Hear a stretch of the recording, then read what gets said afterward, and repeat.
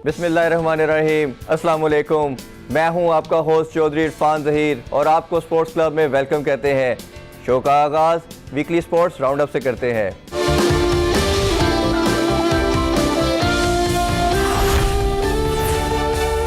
जी, सबसे पहले बात करते हैं हम अज़हर अली की कप्तानी के हवाले से। जैसे हमने देखा कि गुज़िश्ता वीक मिसबाह उल हक ने एज ए चीफ सेलेक्टर अपने ओहदे से रिज़ाइन किया और इस वीक की सबसे बड़ी अपडेट यही है कि अब उनके बाद अज़हर अली से भी टेस्ट कैप्टनसी से ओहदा लिया जा रहा है। इसमें दो पॉइंट ऑफ व्यू आ रहे हैं। कुछ लोगों का मानना यह है कि उनकी जो पीएम से मुलाकात हुई थी ये रीज़न बन रही है। कुछ का कहना यह है कि उनकी टेस्ट परफॉर्मेंस के अंदर कंटिन्यूसली डिक्लाइन है, एज ए कैप्टन भी और एज ए बैट्समैन भी। जैसे ख़ास तौर पे अगर हम बात करें इंग्लैंड के ख़िलाफ़ टेस्ट सीरीज़ के हवाले से, तो कुछ मैचेस ऐसे थे जो पाकिस्तान इजीली जीत सकता था, बट उनकी डिफेंसिव अप्रोच की वजह से पाकिस्तान वो मैच नहीं जीत सका। इसके साथ दूसरी चीज़ जो ज़ेर बहस है कि अब उनके बाद नेक्स्ट कैप्टन कौन होगा। कुछ लोगों का मानना यह है कि ये जिम्मेदारी बाबर आजम को दी जाएगी, जो ऑलरेडी T20 और ODI में पाकिस्तान को एज ए कैप्टन सर्व कर रहे हैं। कुछ का मानना ये भी है कि ये जिम्मेदारी मोहम्मद रिजवान को दी जाएगी, जिन्होंने नेशनल T20 कप के अंदर अपनी KP की टीम को जितवाया। मेरा ख्याल है ये तो हम PCB के हुकाम की तरफ देखेंगे कि कब डिसीजन आता है और किसको वो करार देते हैं, बट ये डिसीजन समहाउ ठीक लग रहा है कि जब परफॉर्मेंस नहीं हो रही किसी से एज ए कैप्टन, तो ओबियसली उसकी जगह किसी नए बंदे को चांस देना चाहिए। जी, अब कुछ बात करते हैं जिम्बाब्वे के खिलाफ पाकिस्तानी टीम के स्क्वाड के हवाले से। इसमें 22 खिलाड़ियों का नाम आया। इसमें Babar Azam as a captain पहली दफ़ा ODI में हमें नज़र आएंगे। T20 में तो वो पहले ही already as a captain perform कर रहे थे, बट ODI के अंदर ये उनकी फर्स्ट सीरीज़ होगी। इसमें हम कुछ नए प्लेयरों की बात करें तो उसमें अब्दुल्ला शफीक को इंडक्ट किया गया, हैदर अली ऑलरेडी टीम के साथ थे, खुशदिल शाह को चांस दिया गया और उसके अलावा रुहील नज़ीर भी थे जो कि पहले भी इंग्लैंड उन्होंने टूर किया बट वो खेल नहीं सके, और उसके अलावा उस्मान कादर हैं। ये कुछ ऐसे नए नाम हैं जो इंडक्ट किए गए। इसमें हम मज़ीद कुछ बात करना चाहेंगे कि मिसबाह उल हक की अगर बात करें या उनकी टीम की बात करें सिलेक्शन कमेटी के हवाले से, तो उसमें दो चीज़ें बड़ी हमें सोचने वाली हैं जिस पर डिस्कशन की जा सकती है। एक चीज़ ये है कि अगर आपने अपना क्राइटेरिया परफॉर्मेंस रखा था तो कुछ प्लेयर जिन्होंने बहुत आउटस्टैंडिंग परफॉर्म किया नेशनल T20 कप के अंदर, उनको चांस नहीं दिया गया। उसमें से हम कुछ नाम लेना चाहेंगे। सबसे पहले सोहेब मकसूद का नाम लेना चाहेंगे कि जिन्होंने सदरन की तरफ से खेलते हुए 4-5 मैचेस ऐसे थे जो कि सिंगल हैंडली अपनी टीम को जितवाए और उस स्टेजेस के ऊपर जो सबसे बिलो जा रही थी अपनी टीम को सेमीफाइनल और फिर फाइनल तक भी पहुंचाया। और पाकिस्तानी टीम के अंदर इस करंट टाइम के अंदर कोई भी हार्ड हिटर नहीं है, तो खुशदिल शाह के साथ उनका एक पेयर बड़ा ज़बरदस्त हमें नज़र आया और टीम के अंदर उनका होना एक बहुत ही ज़रूरी नज़र आ रहा था, बट अनफॉर्चुनेटली उनको इग्नोर किया गया। उसके साथ साथ एक और लेग स्पिनर का जिक्र करना चाहेंगे, जाहिद महमूद का, जिन्होंने सदरन की तरफ से खेलते हुए बड़ी आउटस्टैंडिंग बॉलिंग की। जब मिसबाह उल हक साहब से ये क्वेश्चन किया गया प्रेस कॉन्फ्रेंस के अंदर, मैंने भी पूछा कि आपने उस्मान कादर को चांस दिया, इनको नहीं दिया, तो उनका कहना यह था कि इनकी एज ज़्यादा है। अगर यही क्वेश्चन मिसबाह उल हक से पूछा जाए कि जब आप दोबारा टीम में कम बैक हुआ आपका, तो आपकी एज क्या थी, आप भी प्रॉब्ली 34-35 के थे, तो क्या उसके बाद आपने 7-8 साल टीम को सर्व नहीं किया? और उसके बाद जब भी आपसे ये क्वेश्चन किया जाता था और आपने हमेशा यही आंसर किया कि age is just a number, और आप 43 ईयर्स में रिटायर हुए, तो ये एक किसी भी बॉलर के लिए जिसने परफॉर्म किया हुआ है उसको चांस ना देना बहुत बड़ी ज़्यादती है। इसी तरह हम कुछ ऑलराउंडर की भी बात कर लेते हैं। ऑलराउंडर में हमने देखा कि दानिश अजीज़ और हुसैन तलत, इन दोनों ने बहुत आउटस्टैंडिंग परफॉर्मेंस दी। दानिश अजीज़ की बात करें तो उन्होंने कराची को कुछ मैचेस सिंगल हैंडली जितवाए। आपने अपनी प्रेस कॉन्फ्रेंस में ये भी कहा कि मैं सबसे ज़्यादा कंसीडर उन लड़कों को कर रहा हूँ जो मैच विनर हैं, तो सोहेब की तरह अगर दानिश अजीज़ की बात की जाए तो ये भी एक ऐसे इंडिविजुअल मैच विनर नज़र आए जो सिंगल हैंडली गेम को दूसरी टीम से साइड कर जाते थे, लेकिन अनफॉर्चुनेटली उनका टाइम भी हमें नज़र नहीं आया। इसी तरह हुसैन तलत ने भी कुछ ज़बरदस्त मैचेस खेले, बड़ी आउटस्टैंडिंग परफॉर्मेंस की एज ए ऑलराउंडर, उनका भी नाम टीम में सेलेक्ट नहीं किया गया। इसके अलावा कुछ बात करें तो ज़िशान अशरफ की बात करना चाहेंगे जो सदरन के विकेट कीपर थे। इन्होंने 241 रन भी स्कोर किए और उसके साथ बहुत ज़्यादा कीपिंग के अंदर भी हमें इनकी इम्प्रूवमेंट नज़र आई। अगर आप रुहील नज़ीर आल-दो के अंडर 19 और इमर्जिंग कीपर के तौर पे भी वो आपको नज़र आए, बड़ा अच्छा टैलेंट है, बट पॉइंट ये है कि आपका अगर मकसद ये नहीं है कि जिसने परफॉर्म किया है उसको टीम में इंडक्ट किया जाए, तो फिर परफॉर्मेंस का मैटर कुछ नहीं रह जाता, उसकी कंसिड्रेशन कहाँ रह जाएगी। तो ये एक सारी चीज़ें बहुत लंबी डिस्कशन की हैं। उसके साथ साथ कुछ लोगों का ये भी कहना था कि आज़म खान जो मोइन खान के बेटे हैं उन्होंने भी अच्छा परफॉर्म किया, उस हवाले से भी इनसे क्वेश्चन किया गया। इनका कहना था कि उनकी फ़िटनेस के मसाइल हैं। ये अब कुछ ऐसी जस्टिफिकेशन है, कुछ लड़के जो टीम में खेल रहे हैं तो इस तरह उनके भी फिटनेस के मसाइल हैं। तो ये जो उनके आंसर थे ये समहाउ एक्सेप्टेबल नहीं है।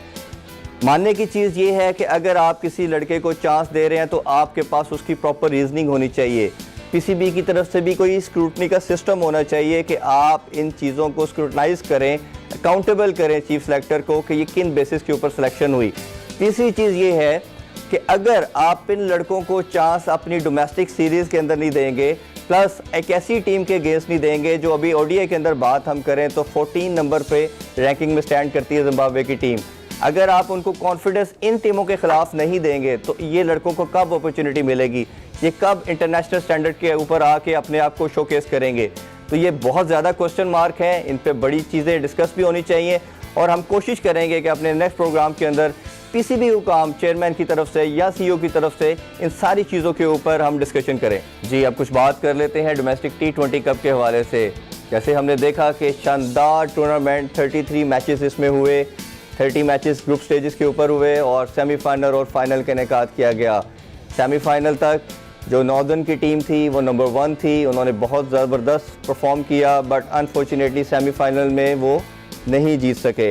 फाइनल का जो मुकाबला है वो सदर्न और केपीके के दरमियान होता है और केपीके 10 रन से वो जीत जाते हैं। इस हवाले से कुछ हम शानदार परफॉर्मेंसेस की बात करें, पहले बैटिंग का जिक्र कर लेते हैं। इसमें सबसे टॉप पे फ़खर ज़मान रहते हैं जो 420 रन स्कोर करते हैं। सेकंड नंबर खुरम मंजूर का है जो 408 करते हैं और थर्ड नंबर पर सुहेब मकसूद हैं जिन्होंने इस दफ़ा ज़बरदस्त धुआंधार बैटिंग की, उनका स्कोर 393 रहा। इसी तरह अगर बॉलिंग की भी कुछ बात कर लें तो शहीन शाह अफरीदी जो हैं वो स्टैंड आउट रहते हैं, वो 20 विकेट्स लेकर नंबर 1 रहते हैं। दूसरे नंबर पर हारिस रऊफ़ हैं जो 18 विकेट्स लेते हैं और तीसरे नंबर पर वहाब रियाज 16 विकेट्स के साथ नुमाया रहते हैं। अगर बैटिंग और बॉलिंग की बात करें तो वो बहुत ज़बरदस्त रही, even though total entire batting paradise wickets थी, बट बॉलर ने भी अच्छा इसमें परफॉर्म किया। लेकिन सबसे जो प्रॉब्लमेटिक चीज़ नज़र आई वो फील्डिंग का स्टैंडर्ड था, वो बहुत ही बुरा कंसिडर किया गया।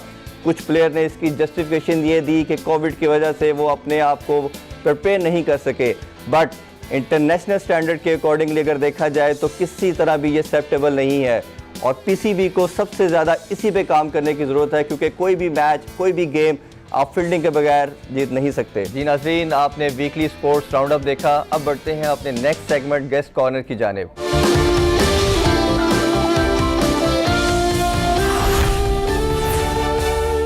हमारे शो का प्राइम ऑब्जेक्टिव भी यही है कि हम किसी स्पेसिफिक एक स्पोर्ट के हवाले से बात नहीं करते, हम तमाम स्पोर्ट्स को कवर करते हैं और इसकी हमारी मेन रीज़न भी यही है कि स्पोर्ट्स की बेटरमेंट के लिए जो चीज़ें हम कर सकते हैं वो की जाएं।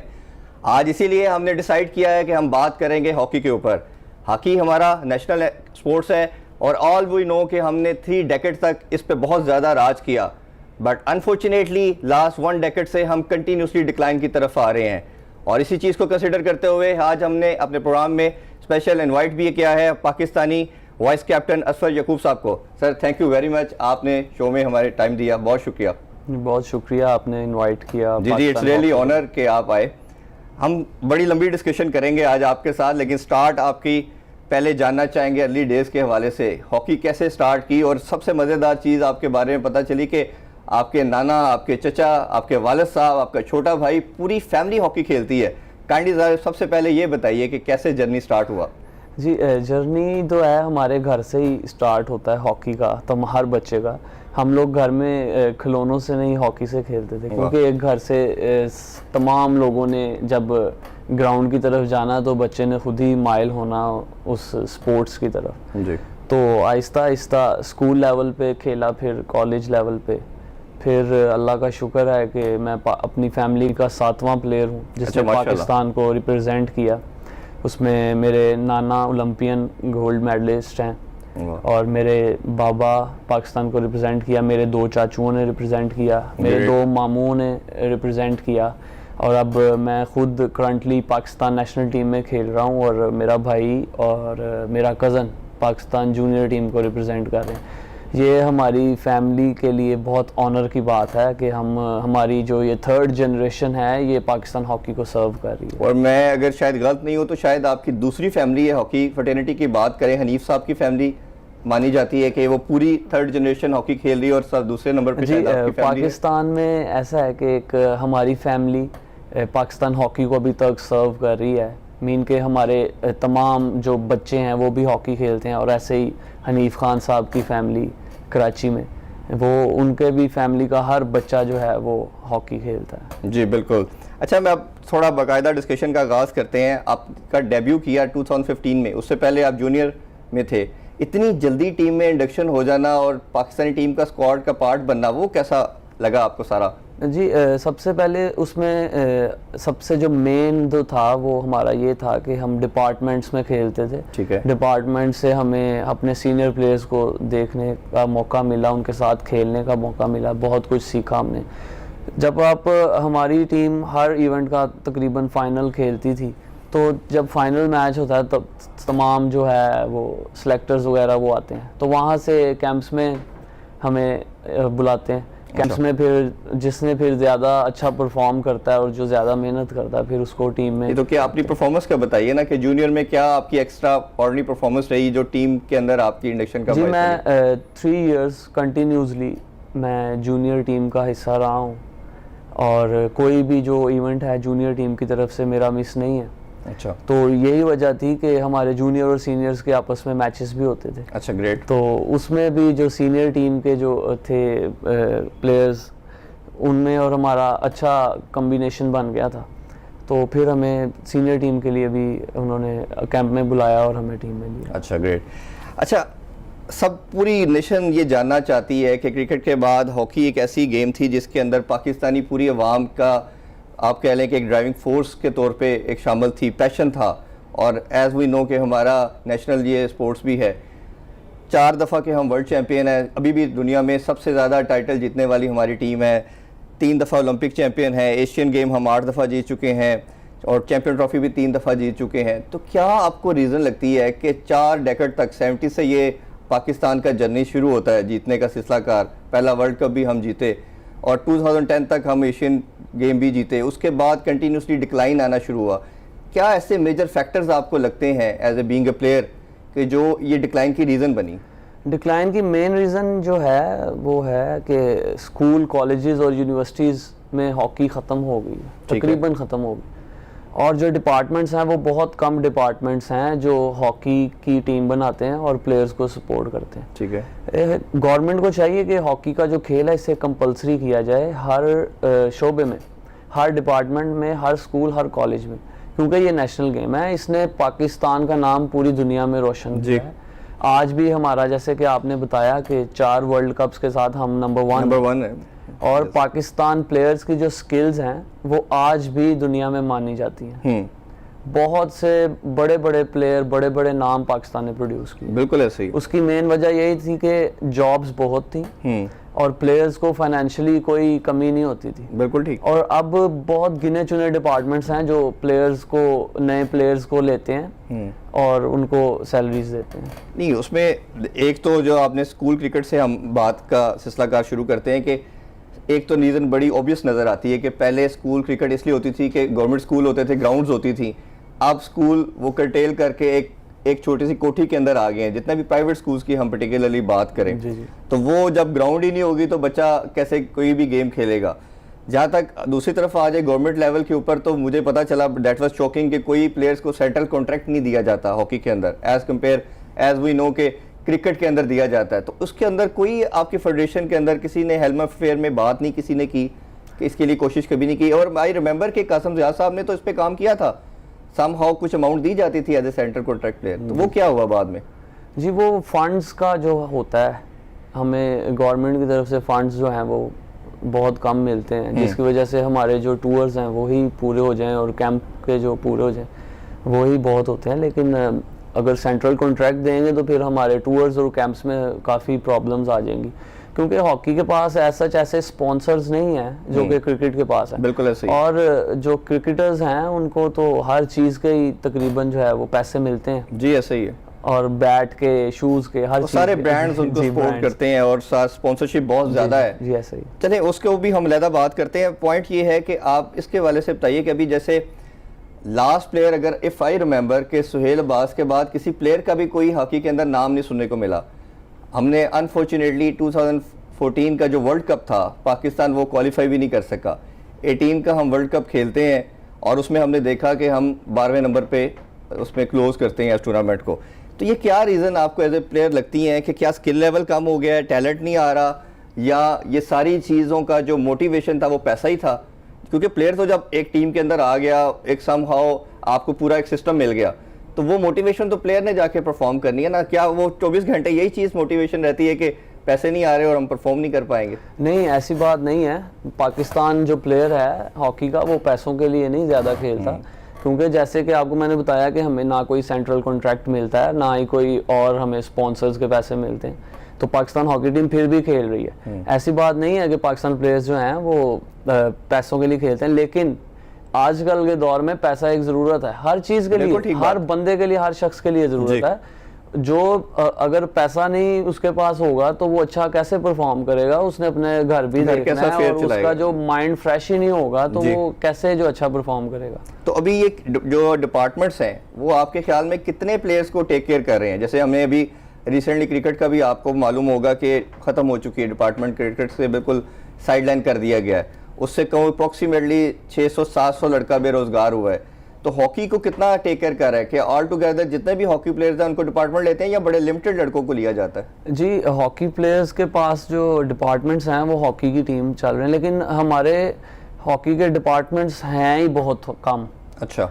जैसे कि पहले HBL की टीम थी, UBL की टीम थी और अलाइड बैंक की टीम थी, KESE की टीम थी। ये सब टीम्स बंद हो गई हैं और ये जो बाकी जो रन कर रही हैं जैसे रेलवेज है, पुलिस है, PTV है, POF है, स्टील मिल्स है, ये कोई नया लड़का नहीं ले रहे। इन्होंने लास्ट जो लड़के लिए थे वो 2005 में लिए थे, अब 15 साल हो गए हैं, कोई सिलेक्शन नहीं हुई, कोई नया लड़का नहीं लिया, क्योंकि उनके पास फंड्स ही नहीं है। स्पोर्ट्स को, गवर्नमेंट को चाहिए कि स्पोर्ट्स को फंड्स दें ताकि वो अपनी टीम बनाएं। और जो तो जैसे आप बता रहे हैं कि 15 साल से कोई नया लड़का पिक ही नहीं जब किया गया, तो बच्चा कैसे किसी तरह स्पोर्ट्स की तरफ माइल होगा? अगर आपकी तीसरी जनरेशन खेल रही है तो अब आने वाली जनरेशन तो फोर्थ आपकी भी नहीं खेलेगी शायद जी। कि जब वो समझेगी कि मुझे शायद डिपार्टमेंट भी पिक ना करे, फेडरेशन तो ऑलरेडी कुछ नहीं कर रही, गवर्नमेंट लेवल पे कुछ नहीं हो रहा, तो डिक्लाइन डिपार्टमेंट्स जो हैं वो रन भी कर रहे हैं। जैसे मैं SSGC में हूँ जी, और बाकी भी डिपार्टमेंट्स हैं 3-4, बहुत अच्छा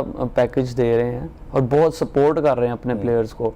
हम लोग बाहर लीग्स खेलने जाते हैं, लेकिन जो है वो पीछे से फुली बट लीग में तो ऑब्वियसली वही लड़के जाएंगे ना जो नेशनल लेवल पे या कोई अच्छा परफॉर्म कर चुके हैं। मैं बात उन बच्चों की कर रहा हूँ जो आज एक बच्चा सोचता है किसी गांव के अंदर है या किसी भी ऐसे रीजन में कि मैं, उसको शौक है, पैशन है उसको हॉकी का, उसके अंदर स्किल्स हैं, वो परफॉर्म करके कहाँ जाएगा? अगर अनफॉर्चुनेटली उसको डिपार्टमेंट भी नहीं लेगा, कोई क्लब लेवल, आपने मुझे बताया कि शायद कुछ जगह पे क्लब हॉकी चल रही है, अनफॉर्चुनेटली अगर वो भी रुक गई किसी जगह पे तो फिर तो बच्चा टैलेंट तो आपके पास नया आएगा ही नहीं। नहीं, ये जो अच्छा प्लेयर होता है उसे डिपार्टमेंट्स पिक करते हैं। अच्छा प्लेयर ये नहीं है कि वो मायूस हो जाएगा, जो अच्छा प्लेयर होगा उसके लिए डिपार्टमेंट्स उसका मैकेनिज्म क्या है? पहले वो क्लब खेलेगा फिर डिपार्टमेंट की तरफ आएगा? जी ऐसे ही है, अपने अपने क्लब्स में खेलते हैं। जैसे हम लोग अपना क्लब रन कर रहे हैं, पाक हीरोज हॉकी क्लब, ठीक है, हम जौहर टाउन में प्रैक्टिस करते हैं। हम लोग अपना हमारा जो क्लब का मेन मोटो है कि हम लोग जो हैं वो अपने बच्चों को ज़्यादा से ज़्यादा स्टडी की तरफ जो है वो माइल करते हैं। अच्छा। और एडमिशन्स जो हैं वो स्पोर्ट्स बेस पे काफ़ी यूनिवर्सिटीज़ और कॉलेजेस में हम लोग करवाते हैं। तो इससे ये है कि जिसका रुझान ज़्यादा है, जिसने स्टडी एक लेवल पे आगे करनी है, तो वो अच्छा परफॉर्म करे, अपनी मेहनत डबल करे, वो पाकिस्तान के लिए खेले, उस डिपार्टमेंट्स के लिए खेले। तो इसमें हॉकी फेडरेशन क्या रोल प्ले कर रही है? वो कोई इसमें मैकेनिज्म, कोई सिस्टम नहीं बना रही along with Pakistani government? Hockey federation request कर सकती है अच्छा पाकिस्तान गवर्नमेंट को, और हॉकी फेडरेशन के पास इतने इख्तियारात नहीं होते कि वो जो है कि वो किसी डिपार्टमेंट को ऑर्डर करे कि आप अपनी टीम बनाएं। ये पाकिस्तान गवर्नमेंट का काम है कि वो कंपलसरी करे पाकिस्तान हॉकी को, क्योंकि चलिए हम अपने इस प्लेटफॉर्म से आपको बुलाने का मकसद भी यही है कि ये चीज़ें हाईलाइट की जाएं और जो हेल्म अफेयर्स के लोग हैं, जो गवर्नमेंट के लोग हैं, हमारे पीएम अब स्पोर्ट्समैन है कि वो क्रिकेट के अलावा बाकी स्पोर्ट्स पे भी इसी तरह अपनी नज़र रखें। जी नाज़रीन, असफर याकूब साहब से बड़ी ज़बरदस्त गुफ्तगू जारी है, बट एक ब्रेक का टाइम हुआ जाता है। सी you after short break.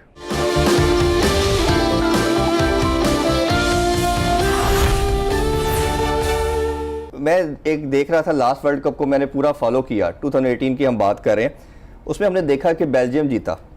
Belgium पिछले सालों में देखा जाए तो बेल्जियम की टीम कहीं नज़र नहीं आती थी। पाकिस्तान के साथ जो बड़े नाम थे वो जर्मनी था, नीदरलैंड था, ऑस्ट्रेलिया था। इसके साथ कोई चौथे पाँचवें नंबर पे कोई ऐसी कोई स्पेसिफिक टीम नज़र ही नहीं हमें आई, अलॉन्ग विद पाकिस्तान के जो एक बड़े मुकाबलों में जीते।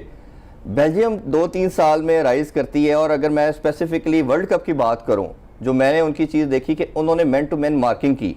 आप इस चीज़ को सेकंड करेंगे, एक उन्होंने एंटायर डिफरेंट खेली। बाकी जितनी भी गेम्स टीम खेलती हैं वो अटैक पे ज़्यादा फोकस करती थी, वो मैन टू मैन मार्किंग पे आए और उन्होंने क्या किया कि कितनी इजीली वर्ल्ड कप ले गए और नीदरलैंड से जीत गए, जो कंपैरेटिवली उनसे बहुत स्ट्रॉन्ग टीम थी। वो ज़रा बताइए कि उनका क्या स्टेट ऑफ माइंड था, अप्रोच क्या थी उनकी? बेल्जियम की जो टीम थी उसने काफ़ी तरक्की की चंद सालों में। 2016 रियो ओलंपिक्स में बेल्जियम की टीम सिल्वर मेडल हुई, बिल्कुल ऐसे ही। अर्जेंटीना जीती और 2018 में वो वर्ल्ड कप जीती। उसका ये मेन मकसद ये था कि हॉकी अब एक साइंस है, जब तक आप उसको साइंस की तरह नहीं चलाएंगे, साइंटिफिक चलना पड़ेगा।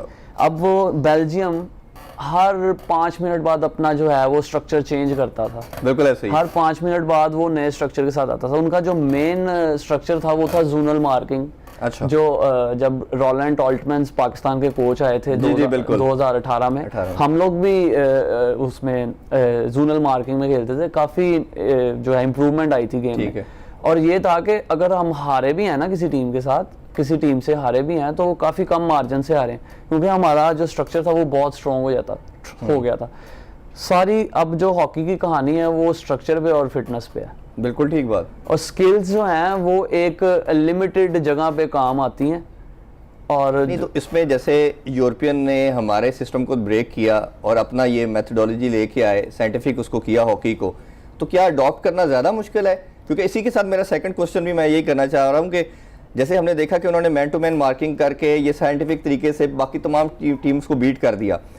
पाकिस्तानी टीम के अगर बात देखें, सारे मैचेस को आप देखें तो हर मैच पाकिस्तानी टीम एवरेज ठीक खेलती थी। पहला हाफ बेहतर खेलती थी, बाद में लगता था शायद लिथार्जिक हो गए हैं, टायर्डनेस लड़कों में फील करते थे, फटीगनेस आती थी। और दूसरा क्या था कि हम अगर 2 गोल कर रहे हैं तो 4-5 कंसीव भी कर रहे हैं।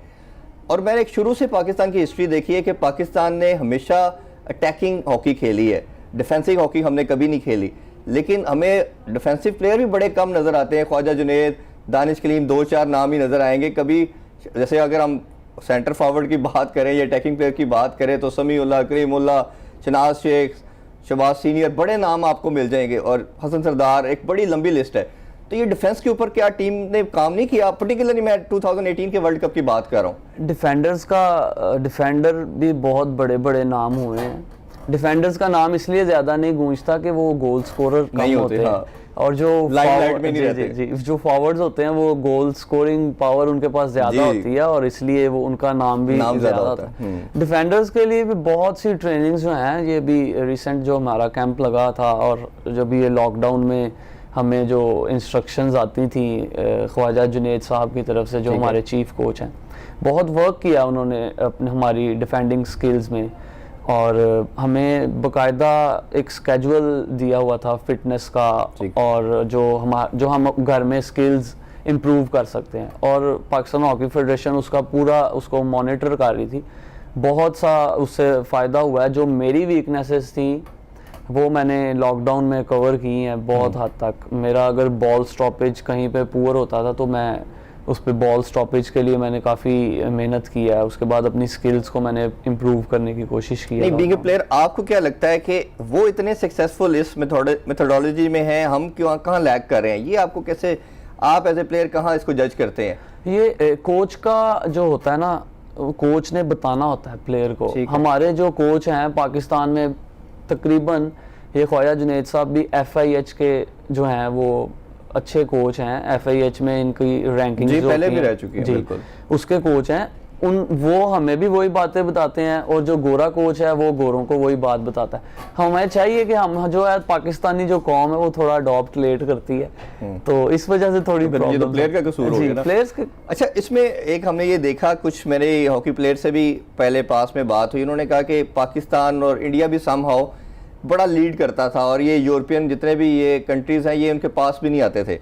इन्होंने उसका तोड़ AstroTurf निकाला, उसकी वजह से जब ग्रास से हॉकी चेंज हुई, इनकी मूवमेंट स्लो हुई। इवन ऑल दो कि हम वर्ल्ड कप AstroTurf पे जीते हुए हैं, बट कहने का मकसद ये कि हमारा बच्चा पहले घास पे प्रैक्टिस करता है सारी ज़िंदगी, उसकी जो फीट मूवमेंट है, रनिंग है, वो उस पर आदी होती है। जब वो टर्फ पे आती है तो समहाउ वो उस तरह फ्लोइंग नहीं रहती। तो क्या यही रीज़न है? नहीं, ये रीज़न नहीं है। हमने सारे बड़े टाइटल्स जो हैं वो हमने AstroTurf पे जीते हैं, ऐसी बात नहीं है। और जो ग्रास पे प्लेयर होगा उसकी तो आईसाइट इतनी अच्छी होगी कि वो ट्रफ पे तो आंखें बंद करके बॉल जो है वो रोक सकता है, ये इशू नहीं है। इशू यही है कि जो प्लेयर्स हैं वो अपने जो कोचेस की बात है वो जल्दी अडॉप्ट नहीं करते, जिसकी वजह से नुकसान उठाना पड़ता है। बिल्कुल सही। अच्छा, लास्ट आपकी असाइनमेंट थी, वो आपने बताया मुझे कि आपने इवेंट ओलंपिक्स क्वालिफाइंग राउंड खेला, उसके बाद 1 साल हो गया, कोई एक्टिविटी परफॉर्म नहीं हुई। जैसे हमने देखा कि कोविड के बाद समहाउ तमाम स्पोर्ट्स की एक्टिविटी रिज्यूम हो चुकी है, तो आप लोगों की क्या एक्टिविटी चल रही है अभी? हमारी एक्टिविटी ये है कि अब हम लोग ट्रेनिंग्स तो कर रहे हैं अपने अपने जो होम ग्राउंड्स हैं उसमें, और अभी हमारी नेशनल चैम्पियनशिप शेड्यूल है ये नेक्स्ट ईयर। जी नहीं, अभी नवंबर में। अच्छा, वो जो नेशनल की नेशनल चैंपियनशिप होती है, ठीक है। तो उसके बाद जो है कैंप लगेगा, फिर मार्च में हमारा इवेंट भी कोई नहीं है ना, ठीक है, हॉकी का इवेंट कोई नहीं है। अंडर 19 का तो प्रॉब्ली एक कैंप का बाद में स्टार्ट हुआ जी, वो अभी उनकी तैयारी चल रही है। अब चैंपियनशिप के बाद फिर उनका कैंप लगेगा, जनवरी में उनका इवेंट है एशिया कप, जिसमें वो पहली 3 पोजीशंस जो हैं वो world cup, junior world cup के लिए क्वालिफाई करेंगे। और आपका जो इवेंट आ रहा है प्रॉब्ली नेक्स्ट, वो असाइनमेंट नेक्स्ट आ रही है मार्च के अंदर, एशियन चैंपियन ट्रॉफी। तो आप उसकी प्रिपरेशन कैसी चल रही है? उसकी प्रिपरेशन यही है कि मैंने आपको जैसे पहले बताया कि हॉकी फेडरेशन ने और हमारे चीफ कोच साहब ने हमें वो शेड्यूल दिया था, उस पर हम वर्क कर रहे हैं। उसके बाद अब ये चैंपियनशिप के लिए अपने अपने डिपार्टमेंट्स की तरफ से हमारे कैंप लग रहे हैं, वहाँ पे डिपार्टमेंट्स के जो कोचेज हैं वो हमें बताएंगे, कुछ उनके जो स्ट्रक्चर होगा उस पर हम खेलेंगे। तो आप लोगों की ये सारा जो सिस्टम है ये इंस्ट्रक्शन फेडरेशन की तरफ से आती है? जैसे कोविड के अंदर हमने क्रिकेटर से बात की, वो तो 100% जो उनके जेडीज और रूल्स दिए जाते थे पीसीबी की तरफ से उसको फॉलो करते हैं, तो आपका भी ऐसा ही है? जी, हॉकी फेडरेशन का भी एक बाकायदा शेड्यूल था, वो ट्रेनिंग स्ट्रक्चर्स थे, हमारा डाइट प्लान था, एक फिटनेस ट्रेनर हमें उन्होंने दिया हुआ था, उसकी बाकायदा हम लोग वीडियोस बना के रोज अपनी ट्रेनिंग्स की हम नहीं, तो वीडियोस देखें, वीडियोस से तो वो चीज़ आउटकम नहीं आ सकता ना।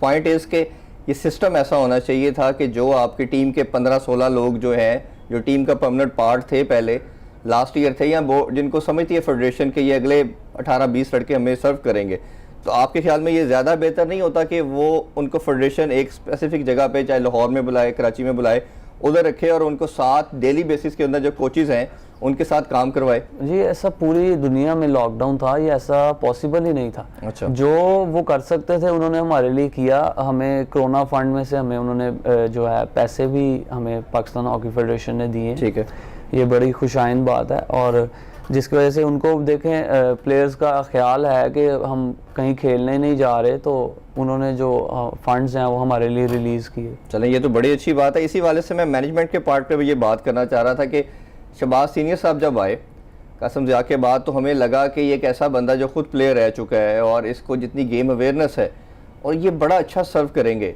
उन्हीं की मैनेजमेंट में देखा कि पाकिस्तान का डिक्लाइन और ज़्यादा हुआ हॉकी का, वो क्या रीज़न समझते हैं? और जो अभी करंट मैनेजमेंट है, आप इसको कैसे कंसिडर करते हैं कि ये उनसे बेहतर काम कर रही है? जी, शहबाज भाई Maradona of hockey, no doubt, लेकिन एक अच्छे प्लेयर में और एडमिनिस्ट्रेशन में बहुत फ़र्क होता है। ठीक है। और उनके दौर में हमने 5 मेन इवेंट्स खेले हैं। बिल्कुल, Commonwealth games, champions trophy, Asian champions trophy, उसके बाद एशियन गेम्स, फिर वर्ल्ड कप, सारों में जो है वो आपने देखी है परफॉर्मेंस हमारी टीम की। और अब जब ये अब आसिफ बाजवा साहब आए हैं, तो एक हमारा इवेंट हमने खेला है और उसके बाद लॉकडाउन लग गया। बिल्कुल, ऐसे। और मेरा ख्याल है कि जो फेडरेशन के वसाइल हैं उसमें हमें हमारे लिए जो है वो बहुत अच्छा बेहतर काम कर रहे हैं। तो इसमें मुझे एक चीज़ मैं ये ज़रूर जानना चाहूँगा कि एक हॉकी प्लेयर के लिए कोच का कितना रोल है। जैसे क्योंकि क्रिकेटर से मैंने बात की तो क्रिकेटर्स कहते हैं कि जब हम इंटरनेशनल स्टैंडर्ड पे आ जाते हैं तो हमें कोचिंग की ऐसा ज़रूरत नहीं होती है, हमें माइन्यूट सी गाइडलाइन ज़रूर दे सकते हैं, अपना प्लान दे सकते हैं, बाकी हम पूरा 99% प्रिपेयर्ड ही आते हैं, पीछे से हमारे अंदर टैलेंट होता है। हॉकी के अंदर एक कोच की क्या इंपॉर्टेंस रखती है? हॉकी एक बिल्कुल डिफरेंट गेम है। ठीक है। हॉकी में अगर मैच हो रहा है तो 70% टीम का जो है ना वो कोच खेलता है, क्योंकि कोच ने बाहर बैठ के देखना है कि कहाँ गलती कहाँ खामी आ रही है, उसको फिर बेहतर करने के लिए कोच ने दोबारा नया प्लान देना है कि ये स्पेस अवेल करें, इस स्पेस को जो है वो कंट्रोल करें। तो इसलिए हमारी हॉकी में जो है वो कोच का बहुत अहम रोल है, और कोच के बगैर जो है वो टीम अधूरी होती है। तो आपका क्या ख्याल है कि कोच पाकिस्तानी होना चाहिए या फॉरेनर होना चाहिए? फॉरेनर को बुला के पैसे ज़ाया करने वाली बात है। पाकिस्तानी कोचेस को भी वही सब कुछ पता है जो आगे फॉरेनर ने बताना है। आम अल्फाज में कि हम लोग जो हैं अपने पाकिस्तानी कोच की अगर बात मान लें जो वो कह रहा है तो फॉरेनर की ज़रूरत ना पड़े। नहीं तो लड़के अब बात तो मान लेंगे, लेकिन आपने जैसे खुद कहा कि लड़के ने ही ग्राउंड में जाके अपने एग्जीक्यूट करनी है अपनी परफॉर्मेंस को।